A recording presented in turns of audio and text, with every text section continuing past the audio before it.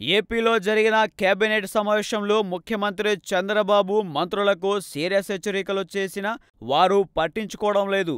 ఇటీవలే విశాఖలో వివాదాస్పద వ్యాఖ్యలు చేసిన మంత్రి అయ్యన్న పాత్రుడు చంద్రబాబు హెచ్చరికలను ఏమాత్రం పట్టించుకోవడం లేదు. నవనిర్మాణ దీక్షలో భాగంగా మరోసారి అయ్యన్న సంచలన వ్యాఖ్యలు చేయడం పార్టీ వర్గాలను విస్మయానికి గురిచేసింది. అయ్యన్న ఎవరిని ఉద్దేశించి అంటున్నాడో అర్థంగాక టీడీపీ నేతలంతా తలలు పట్టుకుంటున్నారు. నవనిర్మాణ దీక్షలో భాగంగా శుక్రవారం విశాఖలో మంత్రి అయ్యన్న పాత్రుడు పాల్గొన్నాడు.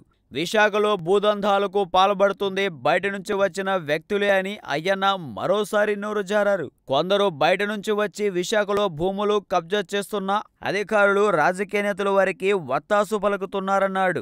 ఇక్కడ పనిచేసిన R&B చీఫ్ ఇంజనీర్కు ఏసీపీ దాడుల్లో 140 కోట్ల ఆస్తులు బయటపడ్డాయని, తహసీల్దార్కు 40 కోట్లు ఆస్తులున్నాయని బయటపడడం ఆశ్చర్యం కలిగిస్తుందని అయ్యన్న పాత్రుడు అన్నారు. అయితే విశాఖలో భూదందా వెనక కొందరు టీడీపీ నేతలు ఉన్నారన్న ఆరోపణలు వినిపిస్తూనే ఉన్నాయి. దస్పల్లా హిల్స్ భూ కుంభకోణంలో లోకేష్ పాత్ర ఉందని వైసీపీ నేతలు ఆరోపిస్తున్నారు.